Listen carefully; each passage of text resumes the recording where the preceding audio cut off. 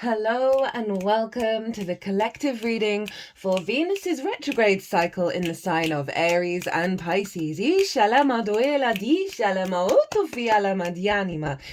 and welcome. My name's Chloe. I work with card divination, astrology, and as you just heard, and as you can see, I channel multi-dimensional energies through my body, both in the form of physical and vocal light language. All of this brings in healing, attunement, and activation codes to the messages that want to come through for us today. At the time of recording, the ascendant is in Leo, trine Venus, who is retrograde. The moon is also in Aries, and it's exactly square Mars at the moment over in Cancer at 17 degrees. And of course that's relevant because Mars rules Aries, so whatever's going on with Mars is influencing what's going on with Venus while she's in Aries. I pulled these oracle cards before starting this transit. I'm going to be doing a separate oracle reading to bring these cards in. This is the Aries side, this is the Pisces side, and down the middle is the overall intention of this transit.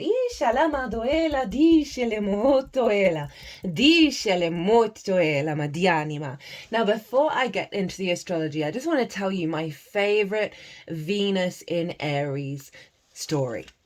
And this happened last year on the day Venus entered into Aries. There was an article about how there was this man who completely transformed his rented home. I'm going to put a link in the description box so you can see the pictures. It's lots of mythology. It's very sort of vibrant energy, but he transformed his entire home, but it was rented, right? So it's a bit cheeky. And after he died, his niece decided that she was going to make sure that this home was saved, was listed, i.e. no one could touch it, right? No one could bash it down and take it down. And she was able to do that.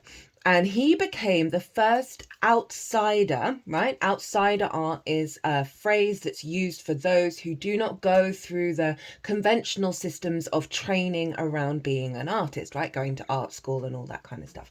He was the first outsider to ever get a listed building, right? So now the building is listed. No one can do anything with it because of that. And he's the first ever outsider to do that. And his niece was the one who pushed this forwards. Why is this relevant with Venus? Well, Venus is linked into the arts. It's one of her core elements of the framework of Venus.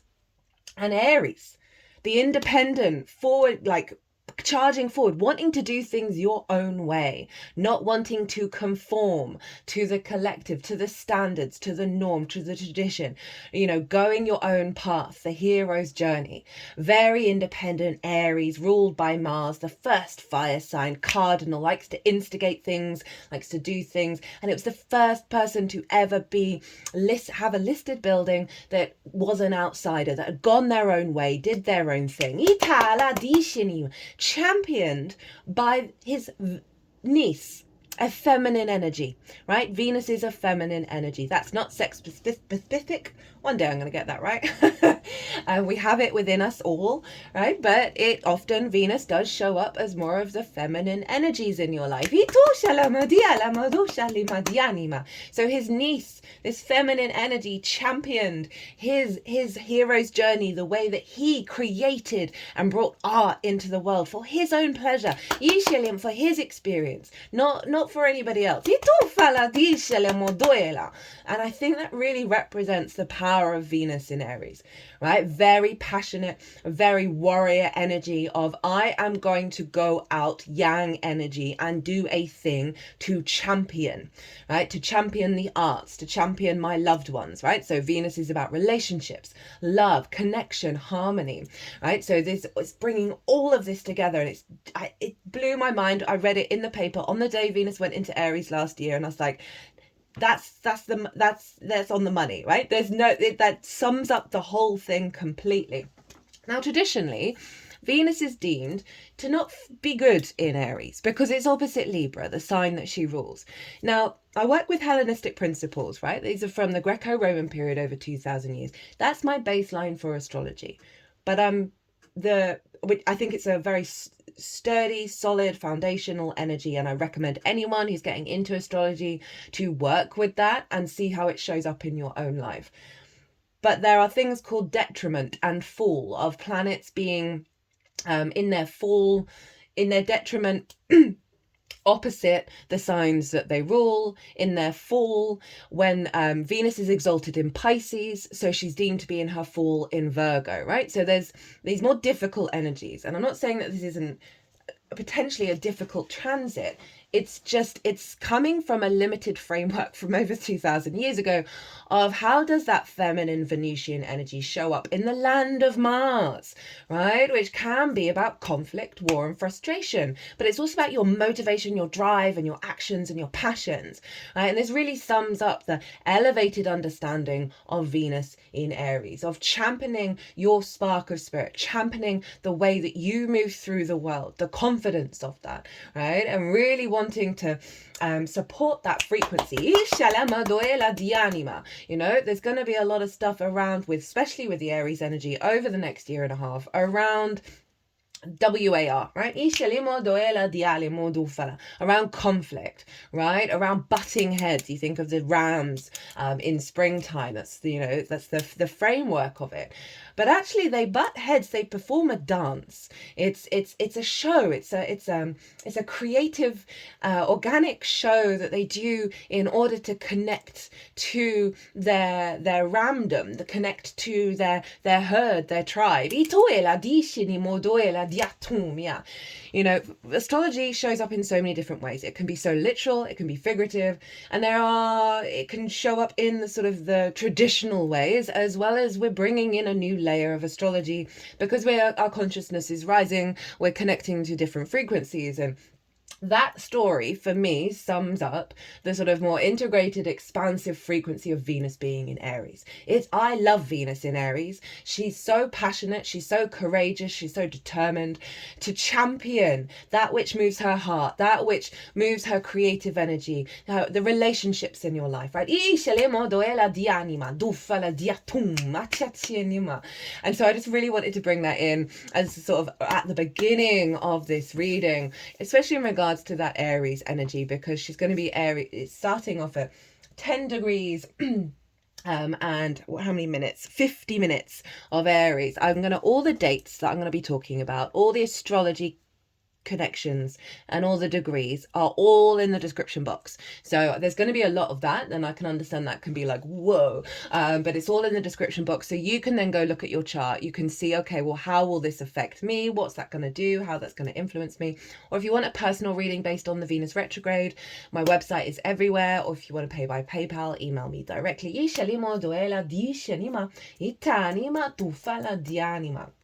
So I've got this very vibrant, fiery Venus in Aries. Now, the only other reference I'm going to bring in is that there is a drag queen called Victoria Scone, who has Venus in Aries. She was on Drag Race. She was on 2 different seasons of Drag Race. I'm a big fan of Drag Race. I think it's a very powerful shamanic energy that the Queen Mother herself, RuPaul, is bringing to the table for the collective. She's definitely got goddess energy. Well, like it's not even that. It's like this higher more abstract, archetypal frequency that's running through her, that's bringing such wow. The blending of the masculine and feminine is one of the most powerful things that we can do to align with source. There are 6 signs that are yin, 6 signs that are yang, and they're in everybody's chart. And the more that we wake up to that and we stop rejecting those parts of ourselves, the more we get in alignment, the more we get into a space of fluidity. Anyway, I'm going off on quite a few tangents. She has Venus in Aries, and very passionate and very driven and very creative. Very independent. I did a Venus in Aries transit a couple of years ago. I listed a lot more of those who have Venus in Aries, but it is this sort of front runner of the way that you love, the way that you connect, and the way that you want to experience things through your own understanding and not the conditioning of all the love languages that you've learned. I'm going to start shuffling the deck as we do this.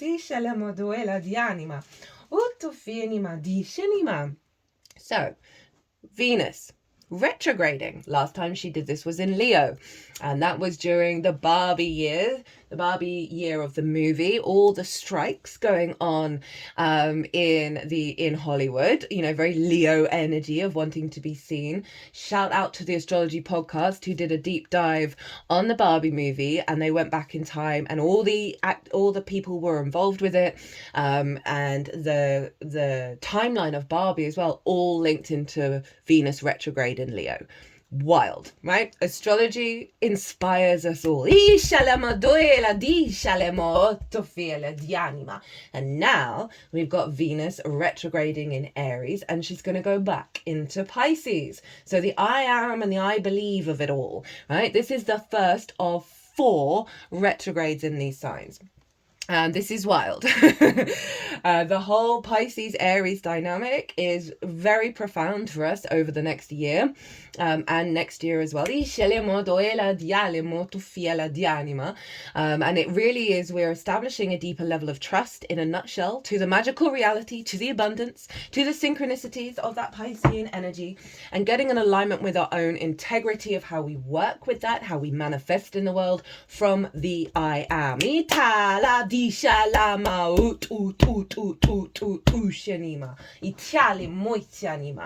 The I am mantra. I've been trying out lots of different mantras all the time, and I just end up getting, after I say it a couple of times, whatever mantra it is, I just end up going back to the I am.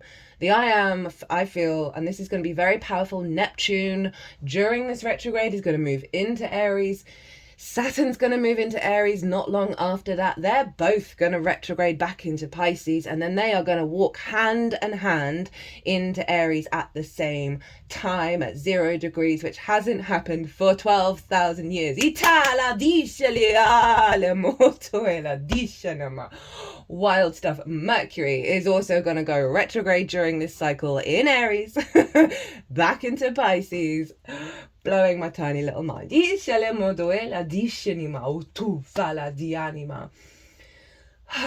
Okay, so Venus in Aries. As I said, this sort of very powerful forthright warrior goddess energy, strengthening our connection to love, our connection to our desires, our creativity, our sense of union from that individual spark of spirit, right? That I am, right? As again, letting go of the conditioning of how we love. So many of us, and if there's anyone out there who wasn't impacted by their parental figures in their love languages as they got older, right? But both romantic, friendship, and with the outside world, love languages that are both distorted and in flow, leave a comment, because I'll genuinely be quite amazed by that.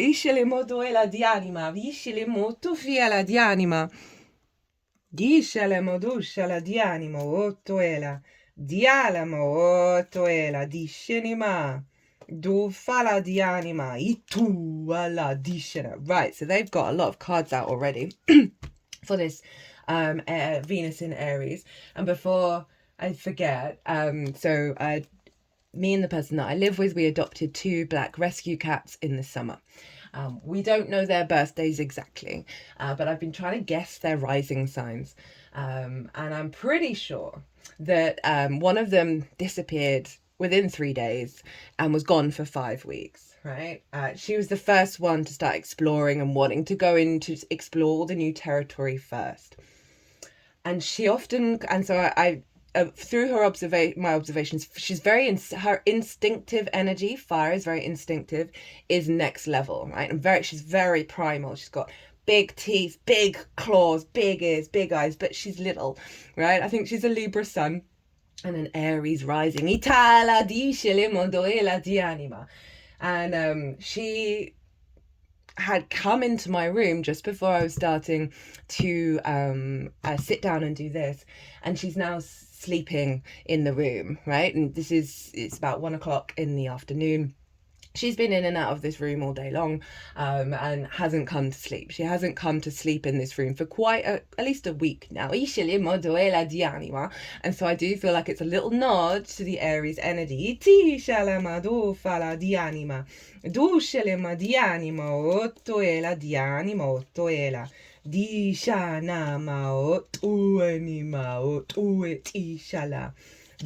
So the cards we have that were coming out as I was shuffling, I was also cutting the deck a couple of times to get some cards for the Aries intention.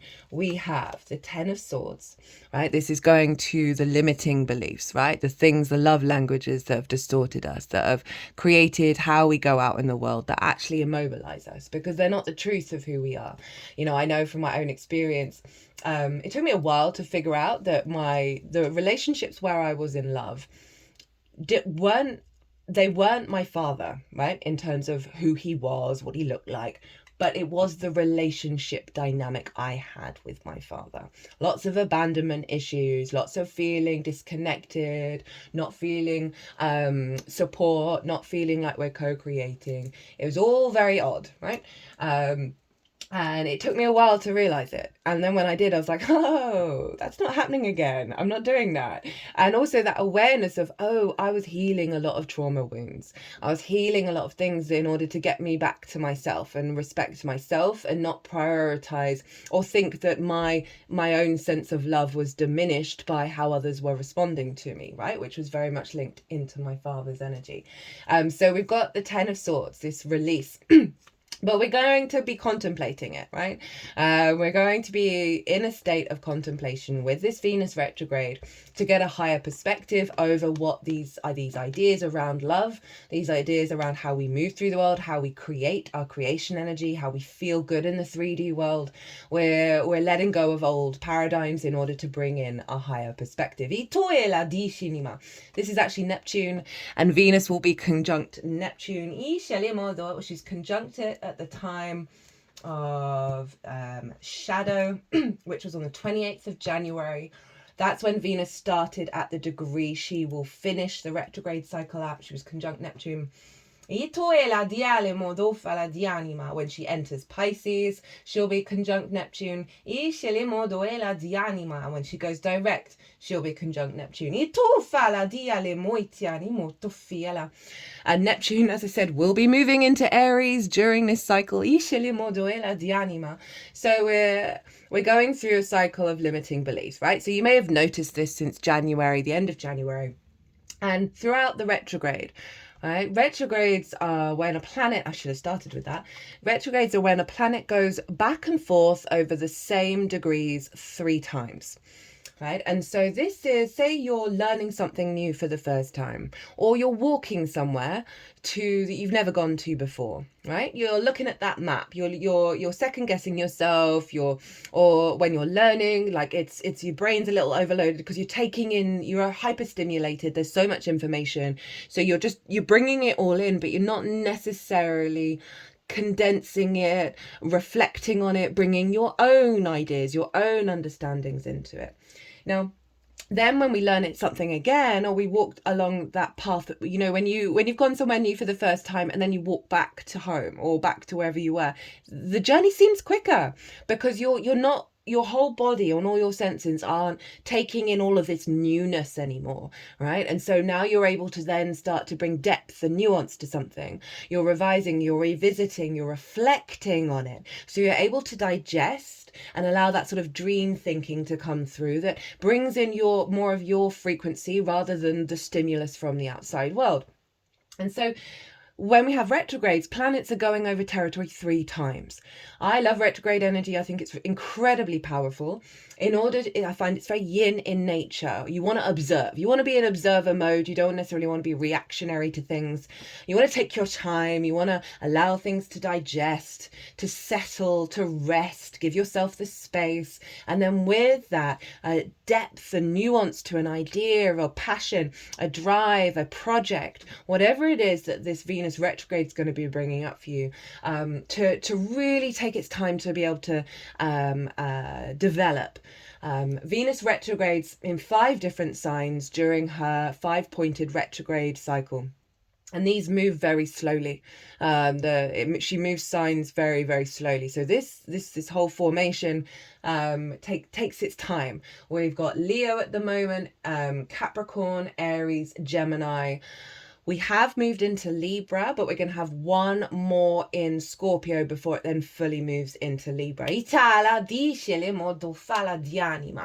And it's every 8 years that she retrogrades in the same sign. So it was in 2017, the beginning of 2017, that Venus retrograded in Aries. I'm going to put that in the description box as well.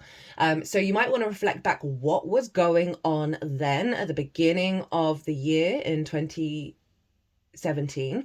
What was going on for you that was Venusian in quality? For me, this was my last big love relationship that had ended. Well, it was messed up, a really messed up situation. Lots of high level lying and manipulation, and scapegoating and gaslighting, big time. And I ended up getting back together with this person, and I knew it was really unhealthy. And this was during the whole of the Venus retrograde. And I wasn't into astrology back then. It wasn't on my radar. I used to be when I was a kid, but I dropped out of it. And if I'd known, I mean, I learned a lot. I mean, I learned lessons that I'd already learned that then just got really compounded, and it made me incredibly depressed and heartbroken and wretched. And my sense of value was being shredded over and over and over and over and over and over and over and over and over again. So I'm not saying that every relationship that's going to come back into your life during this time is going to be that. Some people, it all depends on your chart. Some people meet the love of their lives during a Venus retrograde, and that's where they bring depth and nuance with each other. It varies, but just keep an eye out and allow yourself to slow your roll a little bit.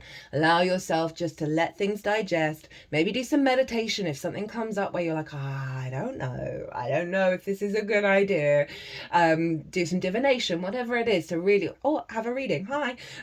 You're just allow some space to come through. So we have 10 of Swords, the Hanged Man, getting a perspective on that. And remember that Aries energy, the key point is we are recalibrating our love languages, our creativity, the grace and favor of Venus, back to your origin energy, back to your soul, your spark of spirit frequency. We then got Pluto, we've got Judgment, and this is the releasing of old patterns, right? These are the dead, old versions of self, the ancestors, soul, past soul energy as well, right? So some karmic stuff. Keep wanting to swear, not surprising, that always happens in Aries transits.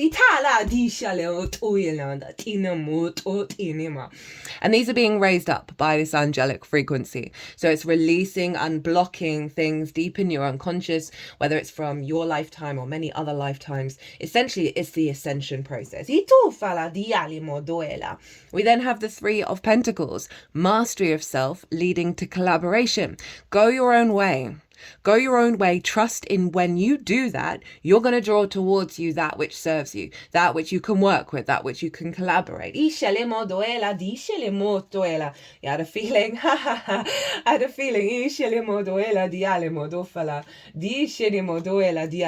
that wanted to go over in the Pisces side of it, right? The sort of collective energy, the everyone coming together frequency. But we gotta understand who we are and how we love first. We then get the Queen of Wands. And this is what we're cultivating, very Venus energy in Aries. That sense of look at this figure compared to all the queens. She is sitting incredibly independently, right? Women back in the day, if they sat like that, they would probably be sent to a nunnery. She's got the sunflower, and that sunflower is always leaning towards the light, right? Always seeking those light codes, seeking that illumination. But there is a real sense of cultivating your inner fire during this process. We then have the 8 of Wands. It's this fast alignment that's coming in. Aries is very, there is the speed to it. It's yang in nature, it's fire. You got to trust the process and trust that things are in alignment, even if there's a back and forth, even if, because you're going to be learning things each time we go round on these degrees, right? If something doesn't quite work out, it's getting you to go further inward and realize, okay, what does love mean to me? What does connection, what does creativity mean to me?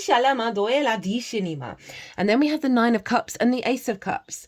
Feeling good within yourself in order to have this overflow of love, right? We've got the water energy coming in here. Okay,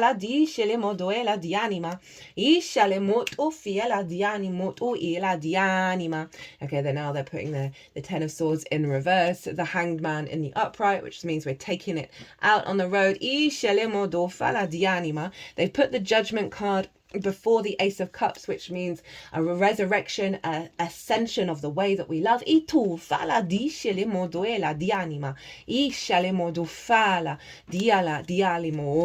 very powerful alignment.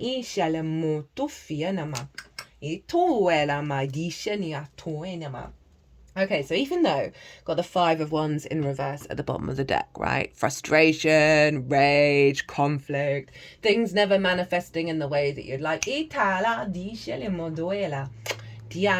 they put them in the middle, making that sort of more of a joint energy. So, what was going on at the exact moment of the retrograde in the sign of Aries? Well, Venus was conjunct the moon. Really, in that moon-Venus conjunction, creating a heightened level of the Venus-Moon energy connecting to the needs, your true nourishment, your intuition, your spidey sense being activated over this transit. That's allowing your intuition to build and build and build in regards to what serves you. What's the right kind of, what's the love that's going to nourish you? What's the love that's going to support you? You might get great, if you're creative, and we're all creative, a creative inspiration is going to be very intuitive, right? So this is a great time to start a project in that regard. Intuitively guided towards things that bring you love, things that bring you joy, things that help you feel good in the 3D world. It's likely to highlight the opposite of that at the same time, because we're dealing with a retrograde, and often we are then, what's revealed to us, what's brought to the surface is the frustrations, is the difficulties, because that's getting dissolved, that's getting released. Venus was also opposite Black Moon Lilith over in Libra.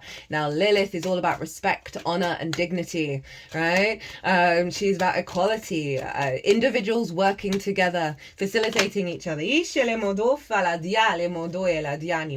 rather than hierarchical systems that don't make any sense, or hypocrisy. And Black Moon Lilith in Libra is ruled by Venus. So Black Moon Lilith and Venus, very independent feminine energies when combined, are working together to bring that sense of equality into balance, allowing the individuals to co-create. We got the Jupiter card, the Wheel of Fortune. As I was talking about that, fate is changing rather than codependency, rather than scarcity mindsets when it comes to love, when it comes to creativity, when it comes to that sort of feeling good in the 3D world. We are shifting away from it. Venus was also sextile Jupiter at the exact moment of the retrograde. Why am I talking about this? Well, this imprints into the retrograde cycle. Right, so it's going to have an influence, it's going to be a flavor that adds a layer to the Venusian transit. And so we've got this shift in frequency. Jupiter over in Gemini is helping neural pathways to create new connections. You need to have a bigger perspective, to be able to play around with different ideas, different information, different ways of doing things, different ways of loving, different ways of creating.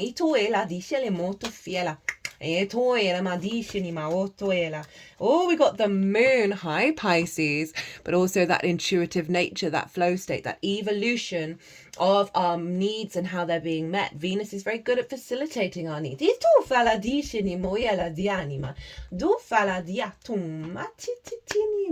And the moon is in Aries, and Mars is in the moon sign. So there's a feedback loop. It's called mutual reception between the moon and Mars.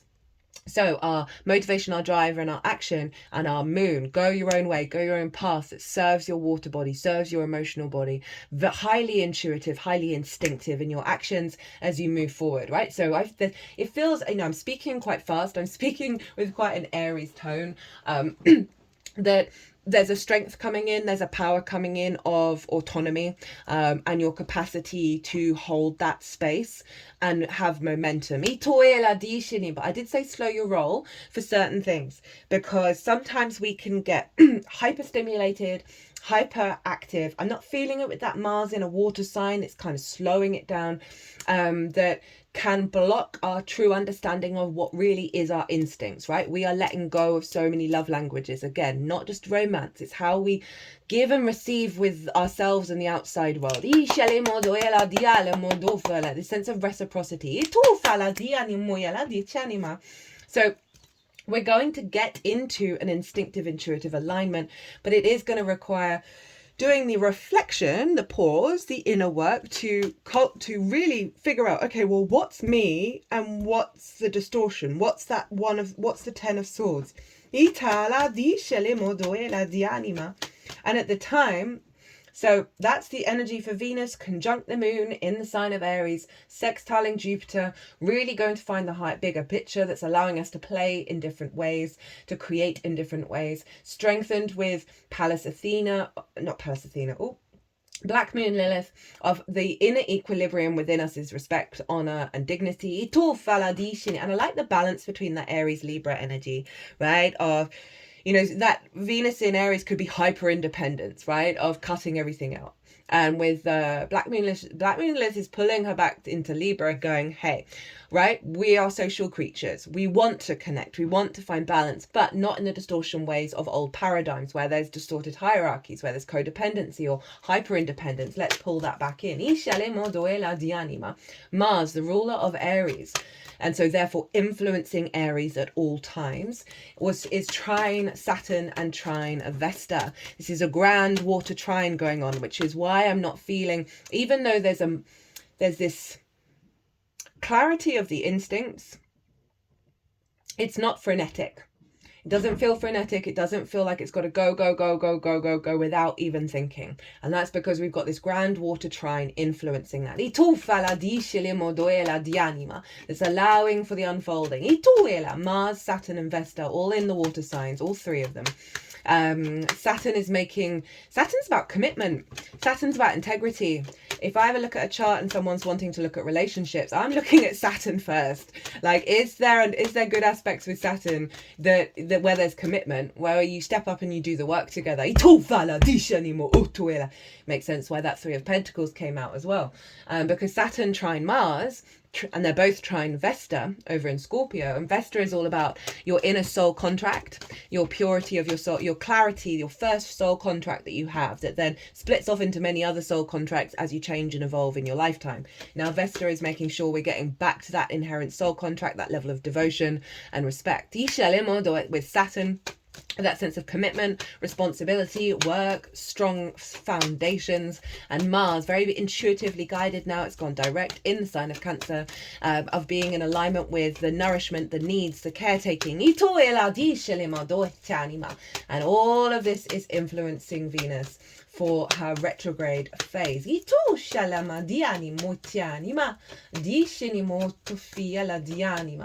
Now, before the next little segment that let's get one more card.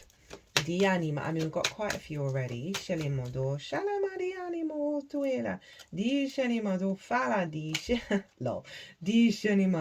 And there's Mars. Okay. We got, very quickly, I was cutting the deck. We got the Three of Swords in reverse. The Seven of Pentacles, where are you? In reverse. What else did we get? We then... Oh, my brain memory dumps so quickly. There was another card. The Seven of Wands. And then the World. So, Aries, Cancer, right? The big energies. be in your power, be in your divinity. Understand everything that's happened to you as a resource so you can move through the world from a place of victory. And what we're working through is all of these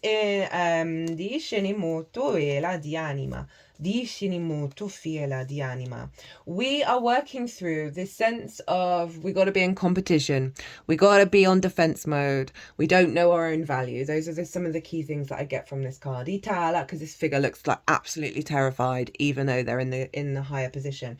Of like the frustration that we can get, right, with the outside world, with relationships, with how we create, how do we feel good in the world, this sense of distortion. We got the Three of Swords as well, very stereotypical, right, of the wounds of the heart.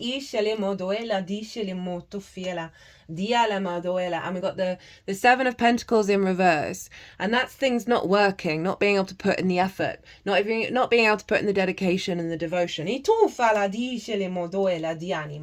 then the World as the crowning energy. This is Saturn. Know thyself and the world will open up to you, right? So we're releasing a lot of blocks around frustration, around things not working together, the heart pain, the not being, and words.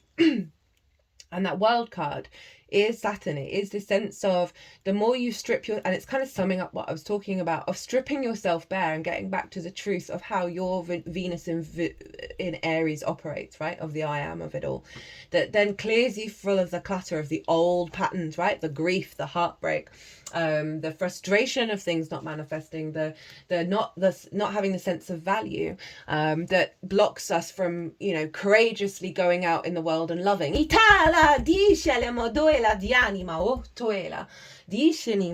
That we're working through all of that. There's a level of maturity. Saturn's in Pisces at the moment and is going to be influencing Venus, has influenced her already at the beginning of the shadow phase, of this real sense of commitment. We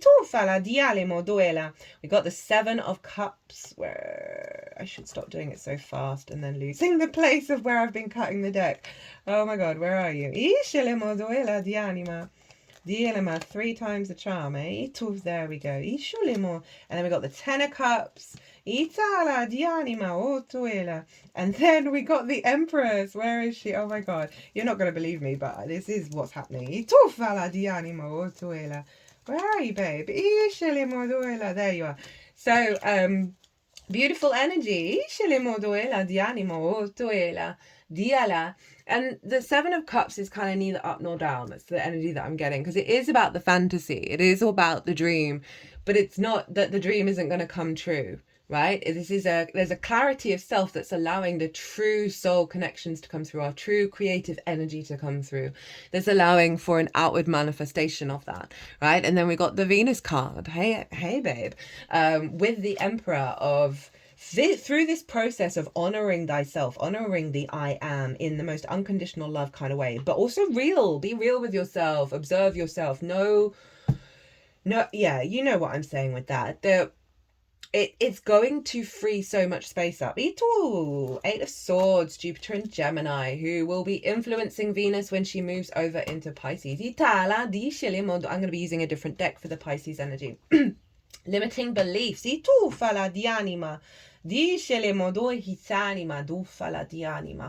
Bringing in new experiences away from conflict and grief. So, okay, there's a lot. Mars is also square Chiron in Aries at the time of the retrograde. So, it makes a lot of sense with all of this. Big healing around our needs being met. How do we nourish ourselves? That conjunction with the moon is wild.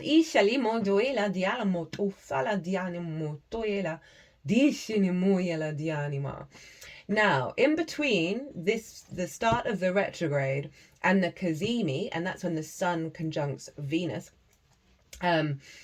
Mercury's going to go retrograde in the sign of Aries at 9 degrees 35 minutes. So that's within a degree of the Venus retrograde, which is wild. And we're going to have a new moon in Aries at 9 degrees. The synchronicities of this year in the astrology are absolutely batshit.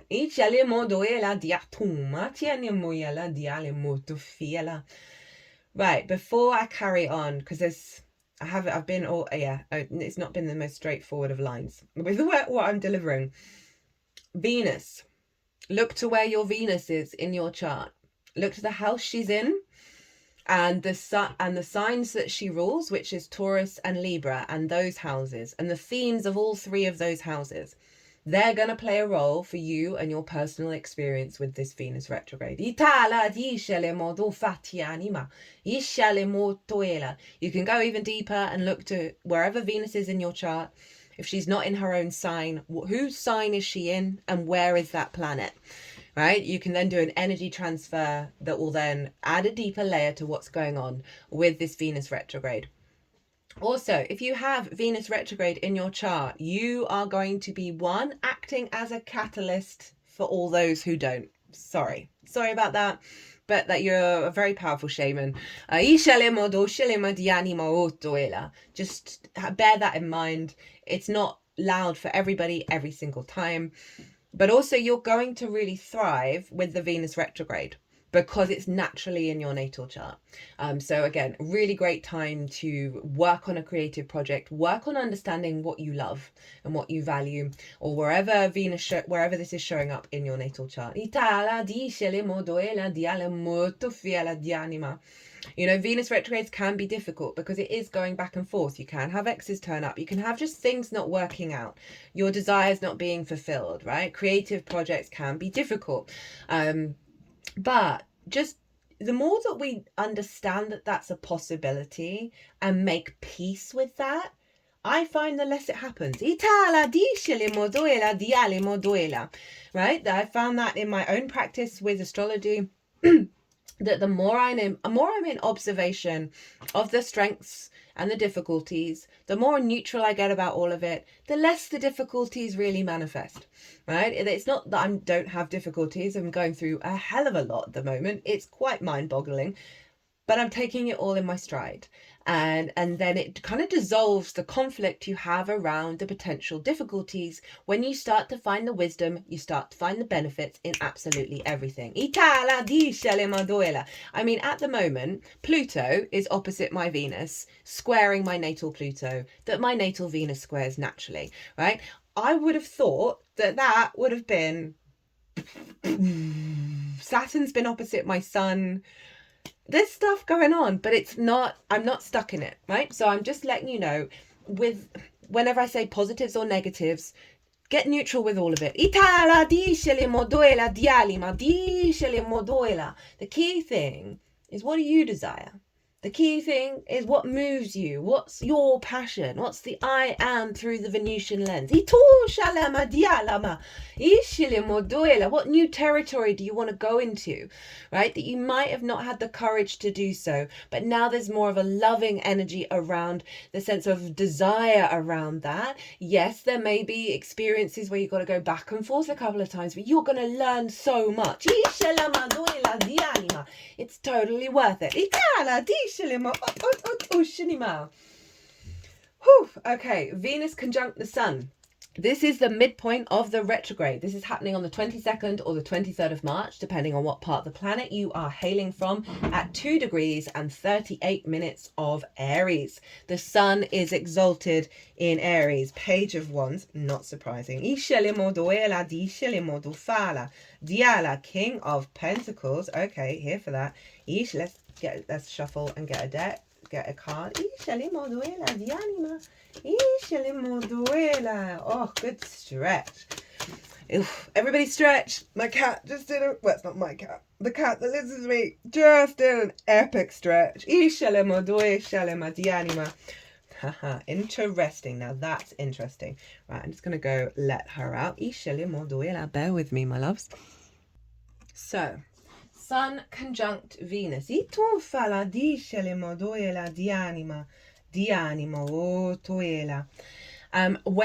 this is the midpoint of the retrograde, and whenever it's called a Cazimi, whenever a planet comes into exact conjunction with the Sun, and essentially their energy gets transmuted by the Sun in the same way like a new moon. And this is when we get divine inspiration, divine illumination. in the midpoint of the retrograde. So we get a deeper understanding of what's going on, right? So we may feel a little bit lost, a little bit confused at the beginning part of the retrograde, and this is when some answers, some clues, some support comes in for the next part of the retrograde. And this is when Venus moves from being an evening star to a morning star. I mean, she has been an absolute knockout in the evenings. Just the most vibrant, so stunning. But she's going to turn into a morning star where she rises in the morning before the sun. So the evening star is more about looking backwards and reflecting. It's very yin in energy.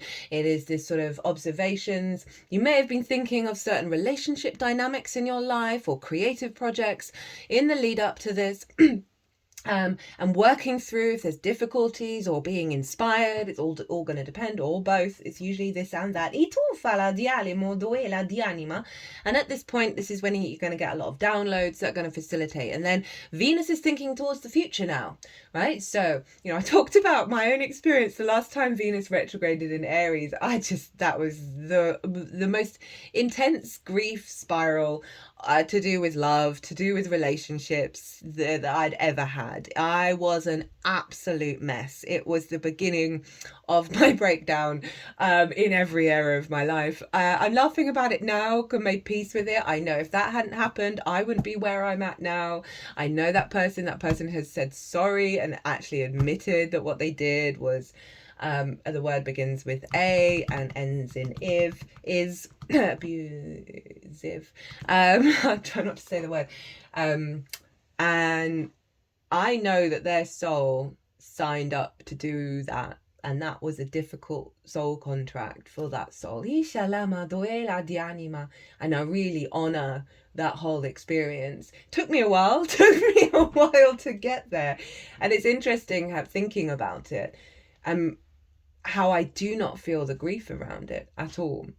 So this is the wisdom of the Venus retrograde, of making peace with perhaps some difficult old timelines in order for the new love, the new creativity to come through. I'll give you an example. You might want to think, what happened to you today on, you know, in the Americas, it would have been on the 1st of March. Here in the UK and the rest of the world, it would have been the 2nd of March.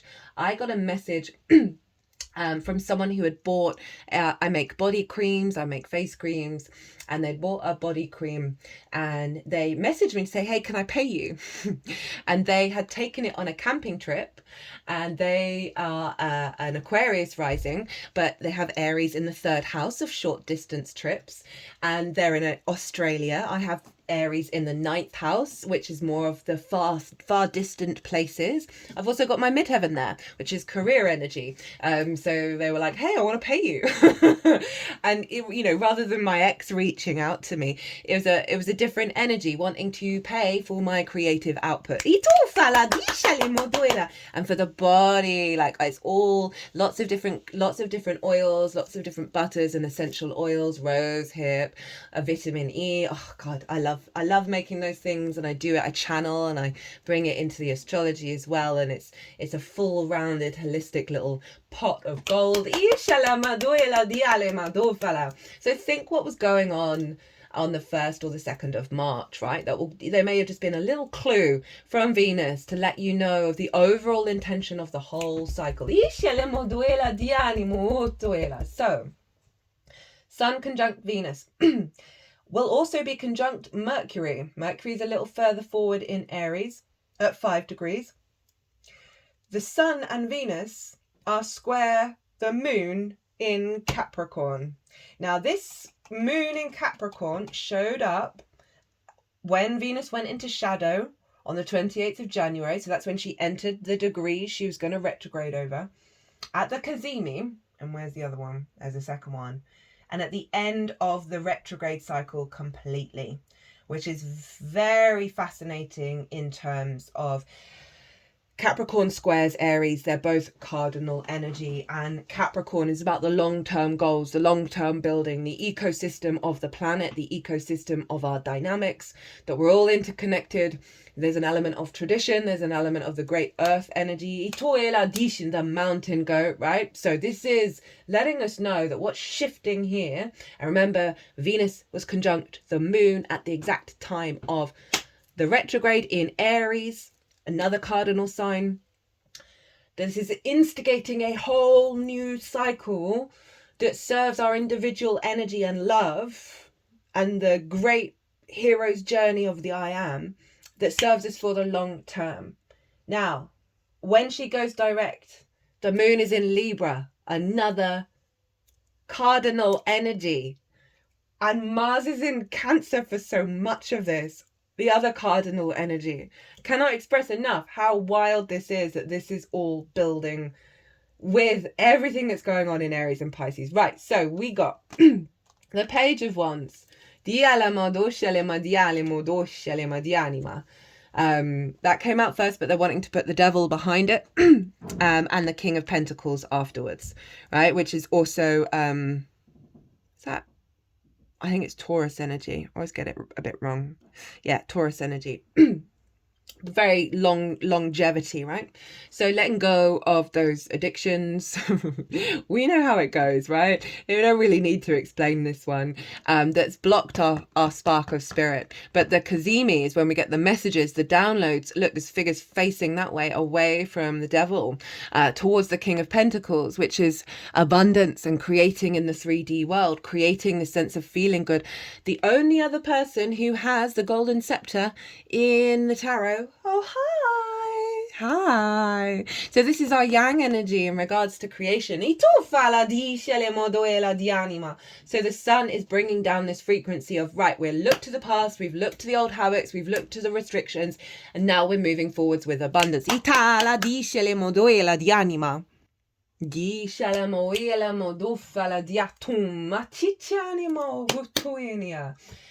So yeah, that's on the 23rd to the 22nd of March.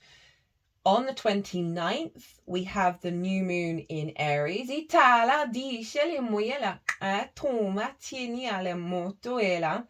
is not long after Venus moves into Pisces.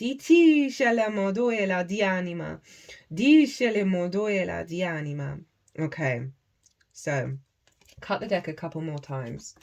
I know I'm not on camera and you can't see me. You just gotta trust me. Got that 5 of Wands again. And this is the final message, and I've decided I'm gonna do a 2-part series because this has gone on for an hour. We got 6 of Cups, 5 of Wands in reverse, and the King of Wands. So we got the King and Queen of Wands. Making peace with the past. Feeling safe and secure. Away from frustration, drama, conflict for no goddamn good reason. Allowing us to embody our confidence, our instincts, and take action on them in alignment with Venus herself, who all she wants is for us to feel good in the 3D world and play and create and love. Now, I'm going to pause now and we're going to move on to Pisces, but I just want to double down on, this isn't just about romantic relationships. This is about your creation energy, your love, your desire, how you connect, how you see harmony and want harmony in your life. And how you love. And that affects absolutely everything. Right, my loves? I hope to see you in part 2. Be good to yourselves, be good to those around you, safe travels, and be well until we meet again.